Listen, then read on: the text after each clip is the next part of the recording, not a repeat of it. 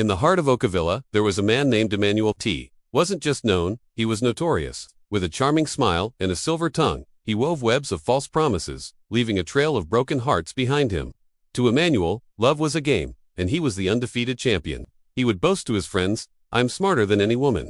Love can't touch me." His friends would shake their heads, warning him, "Be careful, Emmanuel. Life has a way of collecting its debts." But he would just laugh, confident in his own cleverness, believing he was untouchable.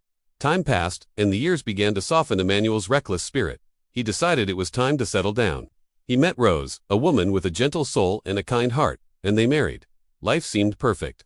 Then, the day their daughter was born, everything changed. He named her Miracle, and as he held her tiny, fragile body in his arms for the first time, a profound shift occurred within him. Looking into her innocent eyes, he didn't see the future. He saw the past. He saw the faces of all the young women he had once deceived, the tears he had caused, the trust he had shattered. For the first time, a cold, gripping fear replaced his arrogant pride. This fear, however, didn't lead to healing. It festered, twisting into a dark obsession. Emmanuel became convinced that the world was filled with men just like his younger self, circling like vultures, waiting to prey on his precious daughter. His mission became to protect Miracle, but his protection quickly warped into suffocating control.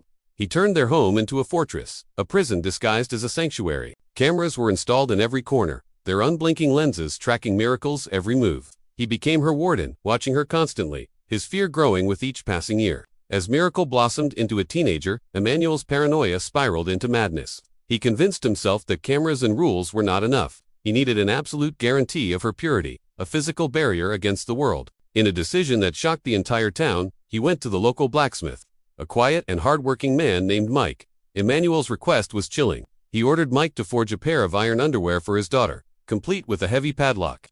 "This," Emmanuel declared, "will keep her safe." News of his monstrous act spread like wildfire through Oakavilla. His wife, Rose, pleaded with him, her tears falling on deaf ears. The church elders warned him of his grave sin, reminding him that a child is a gift from God, not a possession to be locked away. The townspeople whispered behind his back, their initial pity turning to disgust. But Emmanuel was a man blinded by his own past. He refused to listen to anyone, convinced that his extreme measures were an act of love, not cruelty. Miracle was forced to wear the iron contraption, a symbol of her father's guilt and her own imprisonment. Her spirit, once bright and full of life, began to dim, overshadowed by shame and deep sadness. The blacksmith, Mike, had crafted the lock, but he couldn't craft away the image of Miracle's haunted eyes. He was a man of few words, but his heart was full of compassion. Every time Emmanuel brought Miracle to his workshop for inspections, Mike saw the silent pain she carried. He began to speak to her in quiet tones, offering small kindnesses, a hidden piece of fruit, a whispered word of encouragement. Slowly, over the clanging of his hammer and the heat of the forge, a bond formed. His kindness was the key that began to unlock her heart. Long before any physical key was made, an unspoken affection grew between them, a fragile flower blooming in the harshest of environments. One day, driven by a mixture of pity and a burgeoning love, Mike did something that would change everything. While forging a new tool, he secretly crafted a spare key to Miracle's padlock. During one of their brief, supervised encounters, he slipped it into her hand. For Miracle, that small piece of metal felt heavier than the sun. It was the key to freedom, to a life she had only dreamed of. She began to meet Mike in secret, in moonlit clearings and hidden groves.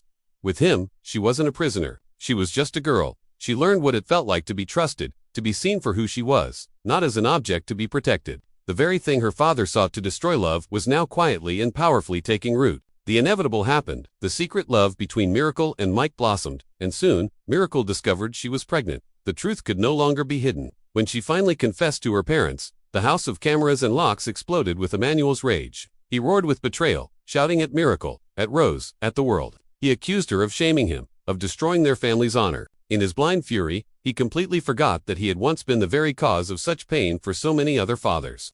Sneaking into their homes and betraying their trust without a second thought. The irony was lost on him, but not on fate. Just as Emmanuel was preparing to cast out his daughter and her lover, fate played its final, masterful card. While digging a well on his family's modest plot of land, Mike, the humble blacksmith, struck something unexpected. It wasn't water, it was oil, black gold.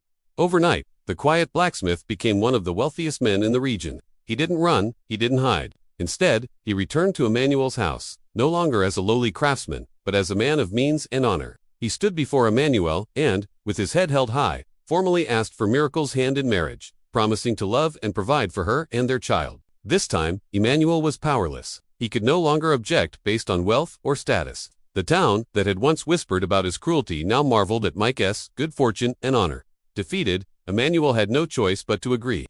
Miracle married Mike, and as she left her father's house, she wasn't escaping as a prisoner. She was walking out as a free woman, stepping into a future built on the very trust her father had denied her. Emmanuel was left alone in the cold, empty house. He had built a monument of locks and cameras, a testament to his own fear and regret. His health began to fail, his heart weakened by the weight of his past.